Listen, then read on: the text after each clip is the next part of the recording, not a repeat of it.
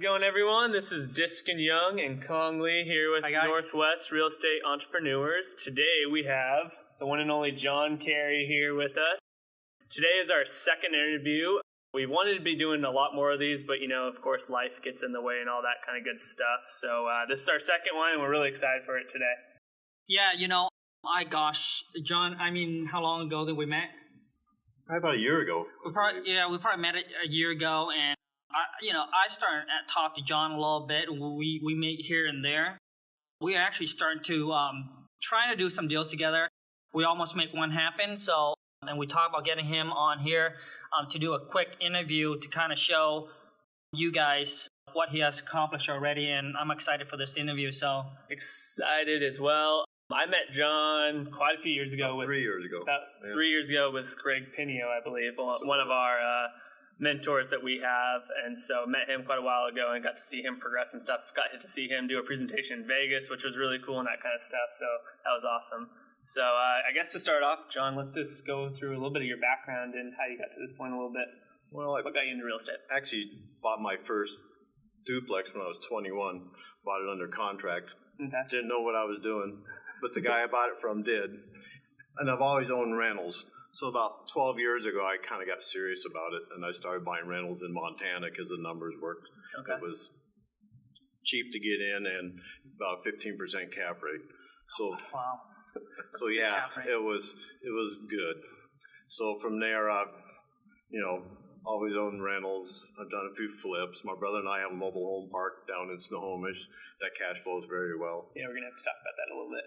Yeah, but probably my biggest deal I've done lately is my brother and I bought 12 acres out in Sultan, right on Highway 2. Now we knew about the property because my brother had tried to tie it up in 2007 for $1 million. And somebody else bought it, to make a long story short, and then it came back on the market for $300,000 under receivership. So they bought it at the high of the market. Yes. Oh wow. And then went under. Okay. Yep. Actually, they borrowed $2.2 million against it after they did the engineering. Oh wow. So the bank took it back under receivership, which is kind of a commercial foreclosure. Mm-hmm. I'm not sure if you're familiar with receivership. Yep. So we went in and tied it up at full price at $300,000, and the receiver began to tell us that the buildings were bad, and there's 7 buildings on it.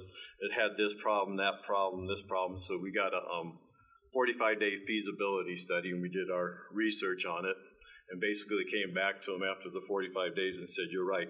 This is wrong. This is wrong. And this is wrong." And none of it was really wrong. The buildings can be rehabbed, which we're doing right now, and pulled our offer. Turned around and counter-offered at $165, and within 24 hours they took it. No kidding. Oh wow. So we got a $1 million property in 2007 for $165,000. But it was a challenge because we had 30 days to close, and the bank we were working with said no problem. And then a week before closing, they said, "Oh well, we can't do it." Typical bank stuff. So it was like, okay, how are we coming up with this money? So went to a friend of mine. Borrowed $60,000 of it under a private note. Okay. Then went and did hard money, which a hard money lender I've been dealing with on some of the flips I've been doing. Did the other $100,000, and then we came up with the. So was the private money at first, and then the hard money took a second, or how'd that work? Hard money's first. Okay. Private money's a second. Okay. And then we let the private money guy buy into the LLC that we set up. Oh. So now he's 10% owner with creative. another chunk of cash. Oh. Mm-hmm. That's a So good he's way. signing a note for him, and then he's bought in. So, but just all the way down to the closing, we went to close. The receiver had gone to court to get it approved, signed it up under my brother's name, not the LLC, and wasn't willing to go back to court to change it. Because they have to send notice to everybody on title, and that takes 30 to 45 days. Mm-hmm. So we had to close it under my brother's name and then quick deed it to the LLC, which was a problem. Because my hard money guy had a hard time figuring out how to protect himself through those changes. Absolutely. And on top of that, when we went to closing, there was a mobile on it. They didn't have title on the mobile. So that had to be dealt with. Oh, jeez. Yeah, like I say, it was just a nightmare. Then on the changeover, it was $165,000 for taxes. Then the county turned around and charged us $562,000 on excise tax on the second half. because they said that's what land value is. So you paid double excise on the... I had to, but I had to pay $165, and then I had to pay excise tax on $562,000, which we're in the middle of suing the county over because that's illegal. Oh, wow. So I'm saying all the great deals are always a mess. Yeah. That's just the way it works. So Great things don't come easy. that's right. Yeah. So always look for the hard deal because those ones nobody else is chasing, and those ones you always do well on. Mm-hmm. So what was kind of a way, when you bought your first rental back when you were 21, from there did you just have one for a while, or what kind of got you back into the game 12 years ago back in real estate? Well, I always had bought houses under contract. I've always had a rental or two, and I was always been in the automotive business and the engine business, and I knew that was not the direction I wanted to go. And I knew I needed to get out of that, and I always liked real estate, so that's where I started investing my time in education and stuff like that. And then I just started buying and learning as I go. Gotcha. Well, my questions that I'm always curious about, I know that when people first start out with real estate, they always have that little roadblock, a wall. How do you continue and pursue to keep on going when you put out the effort and you don't see results? Because I know that people always, they go in and they do what they can and they want to see that quick results. But a lot of time you don't see it for a while and most people give up. So what keeps you going? Just to drive to succeed. I'm just not one to ever take no for an answer. Just keep going. You fall down, get back up. Learn from it, get back up.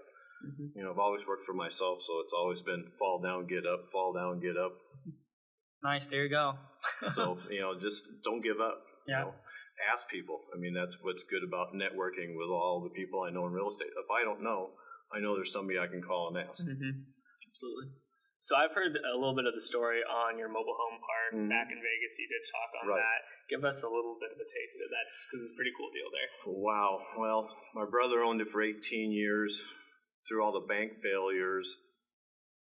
To make a long story short, they wouldn't re-sign his loan because it was a commercial loan. So it went for back taxes. The bank in second position was so far back, we allowed them to go to the auction. They bought it for back taxes. We rewrote the loan for what they paid for it and what we still owed them. So we went from like $1.4 million owed on it to $600,000. Oh, wow. And now we're going in and refurbishing the park, and we're down to new water lines, which will save us $2,500 a month just in water bills. So, the cash flow is phenomenal. Tell them a little bit about lease banking, financing with commercial deals. It's definitely different than residential. Yeah, usually you get an amortization of 30 years, but it's usually a 5-year note. So they only give you a 5-year contract. So every 5 years you got to go in and redo your loan through the bank. And unfortunately, that's where my brother was with the park and a couple of other pieces. When Frontier Bank failed, the new bank that took over didn't want to rewrite the loans that came due just about the same time. So, John, you want to tell us a little bit of cash flow on the mobile home park? I never heard the story, so well, we could do current and then projected. Yeah. Oh, okay. Well, and starting is. Well, we had about 35 lots full because my brother had let it run down to not make it look good to the bank for them just to hold off on foreclosing it. Meanwhile, he was sticking a payment in his pocket. So when we took back over, we had 35 out of 38 lots rented, and we were averaging about $400 a month. Now we're up to, we got about 64 lots rented, averaging at $500 a month. Wow. So our expenses are, doing our payment and management and all that is about $15,000. So our cash flow's good. Yeah, really good. Very good. But right now we're taking all the capital and putting it back into the park. It's about ready to do the water lines with the metering and all that. It's going to be about $20,000 just for that. Do you guys just own the land there, and everyone brings their own mobile? Or yes, and we've converted mainly to RV. Okay. So we only got 11 mobiles left out of 68 spots. RV, it's less problems. They use less water, and we get the same amount of rent. Yep. So. Nice. No brainer there. Right, and I think we own 2 of the mobiles in the park. Other than that, it's everybody else owns all their stuff. So. Okay. Wow. which is good. There's no toilets to fix. Yeah. Right? Yeah, Man. just we're responsible for the dirt and where everything plugs in. Yep. Short of that, Is there any amenities there? I can't remember. yeah, it's right on the river. Right on the So we got boat access to the river. We actually got a swing sets and all kind of playground and everything for the kids. We have a lot of kids. We have a lot of kids. So they bring a bus out and fill it. Oh, wow. Just from our park. Okay. Nice. So yeah, so it's a good community. A lot of children. How long you own it? My brother's owned it for 18 years. I've been involved for 2 years. Yeah. Almost 2 years. Okay. Is that one of the less headaches property? I figure, well, since you only own the land. Well, there's always challenges, but my brother takes care of most of that. So. Nice. You guys are partners on that? Yeah.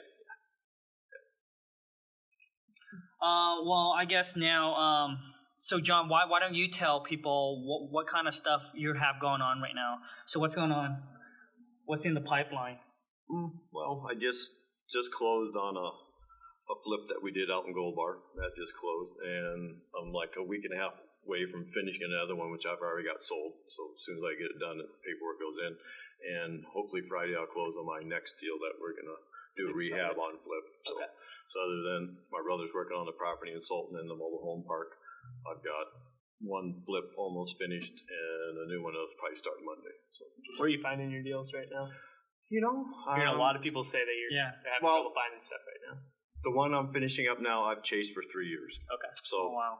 don't give up. I got a property over in Montana I've been chasing for 12 years, and I will own it. Whoa, You just got to get the place I bought now. I've chased for 3 years, and the situation came right that I could do the deal.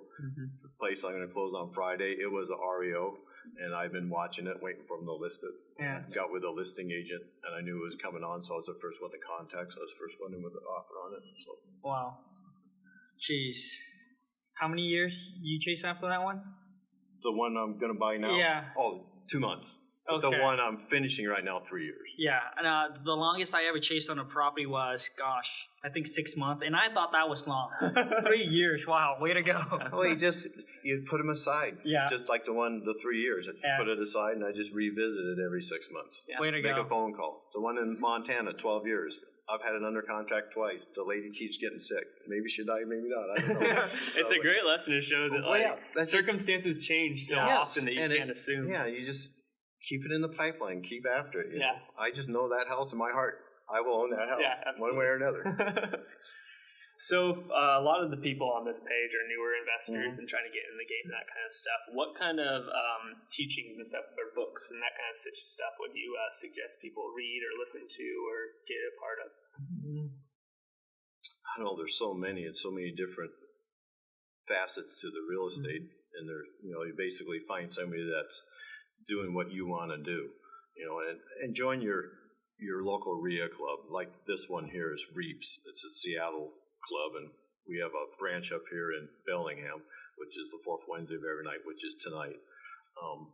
Just the networking and getting the training. But, it's mainly get out there and chase the stuff.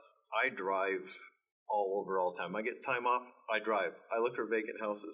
I write down the address. I do the research on them. I'm always sending off letters. Right. A lot of people do massive mailers, which I think you do. Yeah. I target my mailing. I just look for specific houses, then I go after that.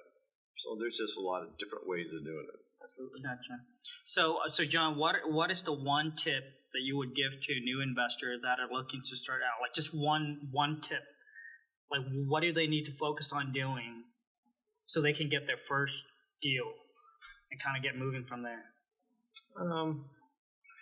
One tip. Join your local clubs. That way you're networking with the right people. And I don't know, to get your first deal, I think I'd go for bird dogging. Go out and find something and have somebody mentor you and help you find that deal, then you can turn it over to them. You'll learn from the experience of it, and maybe the next one you can do yourself. I completely agree with that. REAPS is a great place. You get around other investors and that kind of thing. You can start seeing what they want, and then you become more of an assignment person. You're a finder. You find real estate, then you see what other investors are liking, what they can do with property. You give it to them, and then the next time it comes around, you'll be ready to take it for yourself. I know Khang's become a pro at wholesaling. Jeez, gosh, no. One of the best in Whatcom County right here. Oh wholesaling. man. Well, it's just lately that I just got into the whole wholesaling thing, and I'm just liking it. I like it just because of the quick turn. It turns so quick. It gives me the opportunities to go out, sit down, negotiate the next deal, and that's where my excitement comes from. I love to sit down, chat, negotiate, and work out win-win, and then turn it on and pass it on to somebody else that that's going to benefit from it and create a win-win for everybody. But I'm starting to like this wholesale game a lot. And what's nice about that, you can pick something that really fits what you want. If you find a wholesale deal, instead of passing it off, say, this fits exactly what I'm looking for. I'm keeping this one for myself. Yeah. If it doesn't quite fit you, it might fit me, or it might fit what Diskin's doing. And so you can just pass it on, make your fee, and move on. Awesome. I think another good point you made is find a mentor or teachings or classes or books on tape, that you can relate to, because especially in real estate, I think all of us probably drive just an incredible amount. If you turn your car into a mobile education center, that's the way to go. Yeah. You're constantly driving, you listen to something, just find a mentor, someone that you can listen to as you drive all the time. I think that's incredibly helpful as well. Yeah, it is, and it keeps you in the right mindset. So if you're talking and thinking real estate all the time, it's on your mind all the time. Yep. And that's what you need. So John, who's your mentor? Or do you have a mentor? Greg Pinio, probably. Same as Diskin. Nice. I got to say, well, when I first started out, it was rough for me. And I'm fortunate enough to also find a mentor. And it really, really helps me a lot. I think so the first 6 months, I was just struggling. Like I was like, man, I'm trying to learn all this and trying to suck all this in. And then my wife, the better side knew that, hey, you know what, Khang, you need a mentor, man. So go grab a mentor.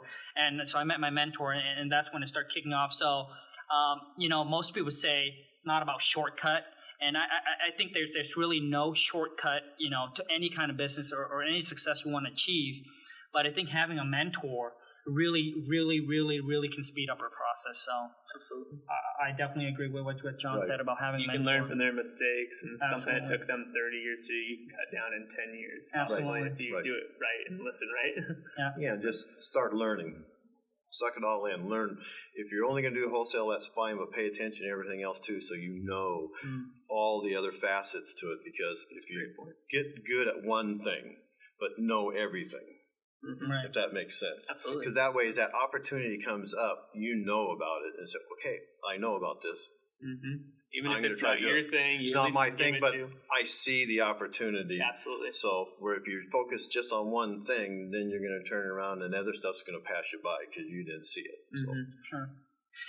John, you want to share what kind of stuff you're looking for right now? So if there's any other out there that are looking to wholesale, find an assignment deed, a cash buyer, John here's a great cash buyer, and he's ready to pull the trigger. So if you want to tell some of the areas, some of the stuff you're looking for. Basically Mount Vernon, Burlington, Cedar Woolley is the area I'm concentrating in. I'm looking for residential homes that I can flip.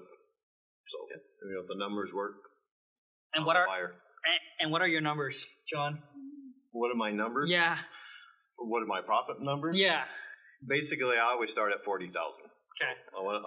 My minimum is 40,000, so that's why I start. So AVR minus 40, my rehab, my holding cost, that's where my price point is.